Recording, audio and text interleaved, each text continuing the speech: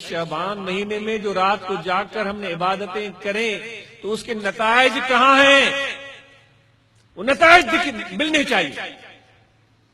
اتنے رکوع کیے، اتنے سجود، اتنے تسبیح، اتنے عبادتیں، اتنی بندگیاں، وہ نور کہاں ہے؟ اس کی برکتیں کہاں ہیں؟ تمہاری طبیعت میں تو پہلے سے بھی زیادہ غصہ آ گیا ہے. تمہارے اندر تو صبر میں کمی آ گئی ہے. تمہارے اندر تو برداشت میں کمی آ گئی ہے.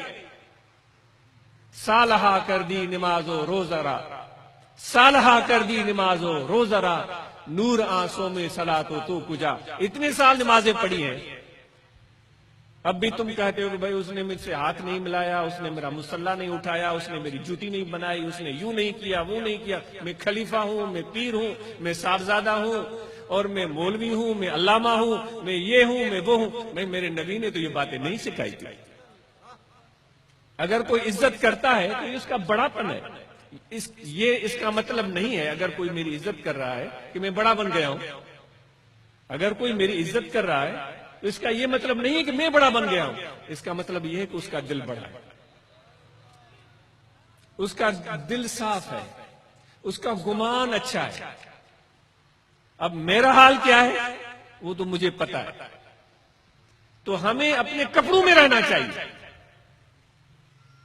سب دوستوں کو اس مہینے کا پیغام دیا جا رہا ہے، اپنی عملی زندگی کا اس کو حصہ بنائیں، اور یہ وصف اپنے ساتھ لے کر چلیں. آپ چاہتے ہیں کہ لوگوں کے دلوں کو فتح کریں، آپ چاہتے ہیں کہ لوگوں کی محبت کو پائیں، آپ چاہتے ہیں کہ لوگوں کی آنکھوں میں آپ کے لیے عزت ہو، آپ چاہتے ہیں کہ لوگ آپ سے بے اختیار پیار کریں. دولت کی ضرورت نہیں ہے، خدا کی قسم. پیسوں کی ضرورت نہیں ہے، بڑے مرتبے کی ضرورت نہیں ہے، بڑے محل بنانے کی ضرورت نہیں ہے، بڑی گاڑیاں خریدنے کی ضرورت نہیں ہے. یہ میرے نبی کا ڈھنگ سیکھ لو، برداشت اور صبر. دیکھو کیسے لوگ تمہیں اپنے سر پر بٹھاتے ہیں، کس طرح تمہیں کامیابی، کامرانی اور سرفرازی ملتی ہے. یہ وصف مسلمانوں کو، ہم سب کو سیکھنی پڑے گی. اس کے بغیر کام نہیں ہوگا. تقریر اور وعظ سے، نہ کتابوں سے، نہ وعظوں سے، نظر سے پیدا. دین ہوتا ہے بزرگوں کی نظر سے پیدا. وہ جو دین جس کو تم سمجھتے ہو وہ صرف رکوع اور سجود کا نام نہیں ہے. وہ رکوع سجود کے ساتھ جو اس کے نتائج ہیں ان کو ملا کر وہ دین بنتا ہے. رکوع اور سجود کے جو نتائج ہیں، رکوع اور سجود کا جو روح ہے، وہ عجز ہے، وہ انکساری ہے، وہ صبر ہے، وہ برداشت ہے، وہ معاف کرنا ہے.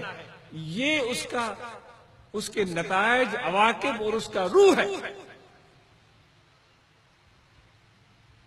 اس لیے صرف خالی باتیں ہمیں نہیں کرنی چاہیے. گفتگو کرتے ہوئے مجھے شرمندگی ہوتی ہے. ہمیں اپنے اندر عملی طور پر تبدیلی لے کر دکھانی ہے. نہیں ٹٹولو کسی کو اس بنیاد پر کہ اس کی رنگت کیا ہے، اس کی صورت کیا ہے. جس طرح دوستوں نے مجھے بتایا کہ انٹرنیٹ کے ذریعے بے شمار لوگ سن رہے ہوں گے. بھائی جو بھی ہم فقیروں کا پیغام ہے آپ سن لیں. انٹرنیٹ کے ذریعے دنیا میں شاید دور تک آواز جا رہی ہو. میں ان سے مخاطب ہوں، ان احباب سے مخاطب ہوں.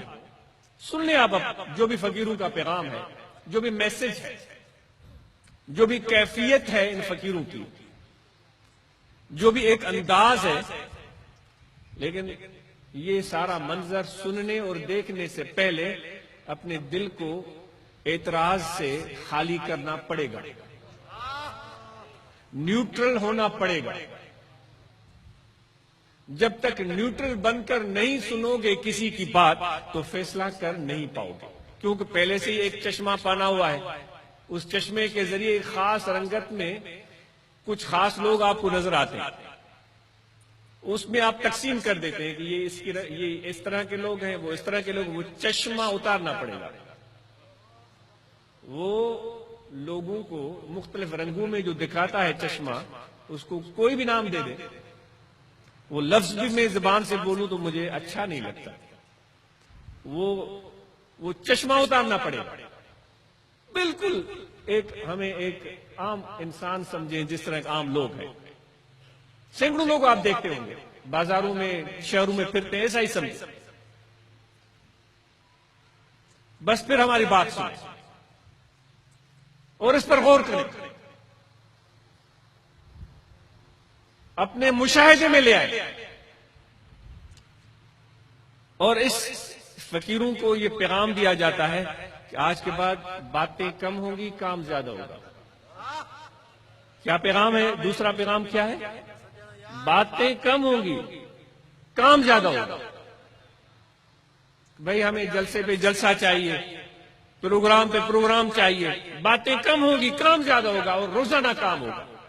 اور وہ کام ہی ہمارا جلسہ ہوگا، وہ کام ہی ہماری تفریح ہوگی.